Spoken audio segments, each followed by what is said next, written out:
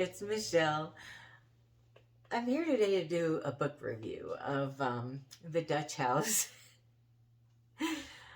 Marty hasn't been in a video for a while, and when he heard me getting set up, he kind of made it clear that he wanted to be in this video. So I decided to change it up and come sit on the floor here so that he could really be in this video, right? Yeah. Well, he just wants to be here while I'm talking to you, but he doesn't really want to be seen, I guess. Yeah, that's what it is. Okay, so he's here for moral support while you and I talk. I think I'm going to change up what I'm doing a little bit, and I'm curious what you think of it. As you know, when I talk. I'm very long-winded. I like to really talk about stuff, and when I do a book review, I want to talk, for a little bit and really say what I think.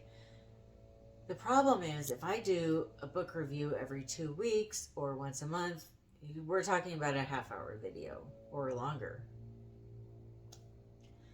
So I think what I want to do, and let me know what you think. I think what I want to do is when I really want to talk about a book in depth, do a book review about the one book. And when I don't have a whole lot to say, maybe talk about 3 books in a video. But kind of do away with month end or every 2 weeks or something. And if that's okay with you, that's probably what I'm going to do. I'll still do the monthly TBR videos just to let you know what I'm planning on trying to read and everything. But that way I don't have to worry so much about trying so hard to get stuff done by a certain date, because that's kind of stressing me out a little bit too. Just make it a little easier. I want to keep enjoying reading. One of the things that really helps me enjoy reading is I like to read books via audiobook.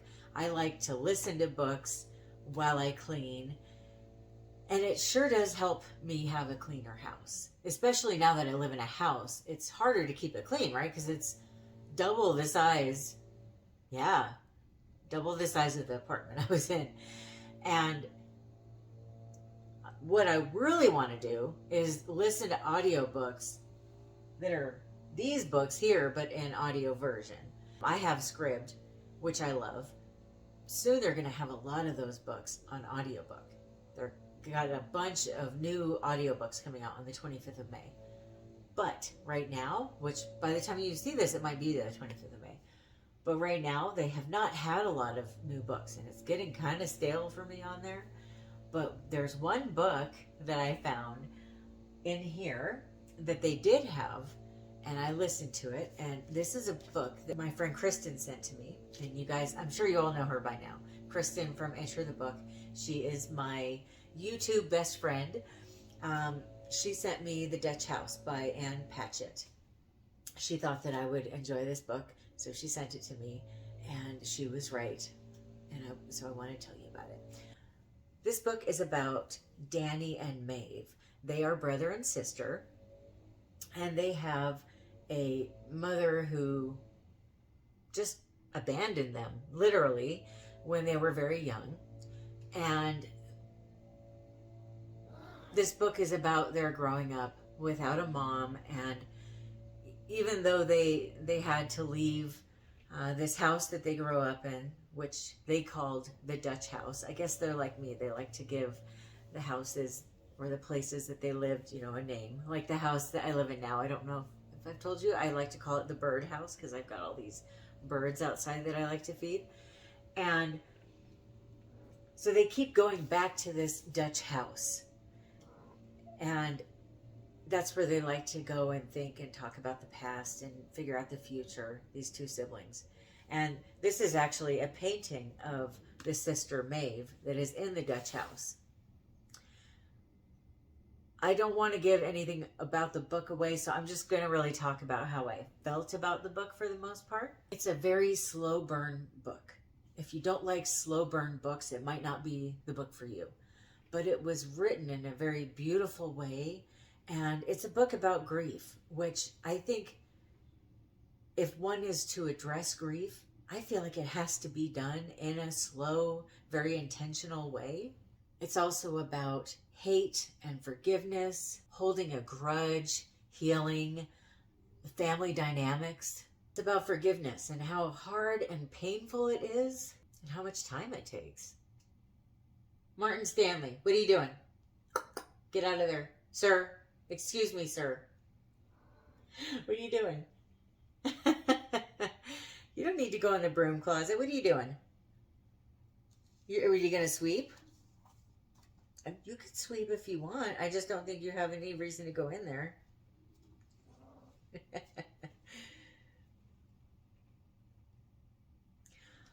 I did feel like there was a lot of unanswered questions, but maybe the author wanted me to fill in the blanks.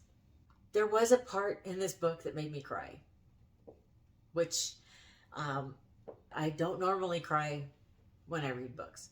There's a lot of books where people say they cried and I didn't. I'll cry at Hallmark commercials like nobody's business, but I don't normally cry when I read books. But I cried when I read this book. It's very nostalgic and heartwarming.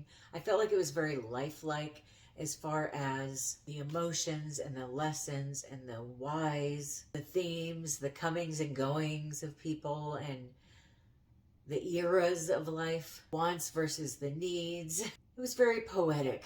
There was a lot of times where I was scrubbing pots and pans and I'd look off into the distance and go, touche.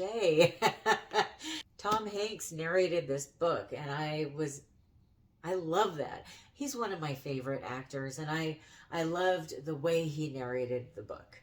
Now, I will say though, my favorite way of listening to an audiobook is having a physical copy too, because I like to underline, I like to keep track of different passages in books.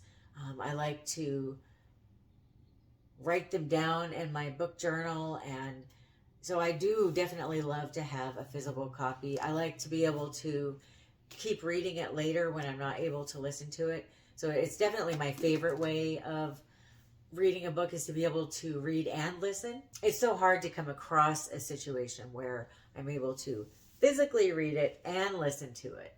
For me, the house was another character in the book, and I love houses. To me, houses have a personality of their own. The one downfall for me was when the book was over, I did a little bit of research into the book as far as watching interviews that the author did and looking up Dutch houses in Pennsylvania, because this Dutch house was in Pennsylvania. And then I thought, oh yeah, my brother has a Dutch house in Pennsylvania. I know what these are. And I was so disappointed because my image of the Dutch house is not at all what it was. And I had a very fairy tale-like image of the Dutch house.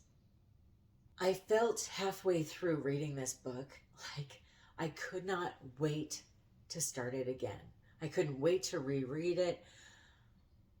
There was some answers that I really, really, really wanted and I didn't get, and I was kind of irritated. But like I said before, maybe the author intended it that way. Maybe she wanted me to fill in the blanks. There was so many fascinating characters in this book. There wasn't too many characters or anything, but there was just a lot. There was a lot of fascinating characters. Characters I really wanted to dive deeper into. I almost feel like the author could write multiple other books from these other characters' perspectives if she wanted to. There just wasn't a lot of answers or closure. But that's real life, right? In real life, do we ever really get answers or closure to things? Not typically. If you want to know the characters that I wanted to do a deeper dive on, that would be Elna, Celeste, and Andrea. My favorite character was Celeste. My least favorite character was Elna. And I've got a couple other characters I want to talk about, but I don't want to say anything because it would spoil the book for those who haven't read it yet. I loved this book. I gave it a 5 out of 5 stars. I definitely found another author that I'm obsessed with, and I have to go read her other books immediately. Thank you so much, Kristen, for sending this to me. You're right. I loved it. And I thought, just to be true to myself and who I am, I'll go ahead and read you a passage of the book, like I like to do occasionally, to give you a feel for it, just something that stood out to me in here. I don't know why I love reading passages so much, but I do. It's who I am. On page 219. Nothing exists like the parties they had back then. Nothing in the world. All the windows would be open and the guests would walk in through the windows from the terrace.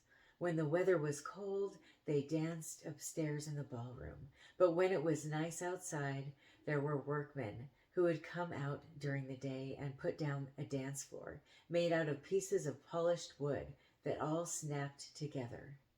That way, the guests could dance on the lawn. There was a little orchestra and everyone was laughing and laughing. My mother used to say, the silkiest sound on earth was a rich woman's laugh.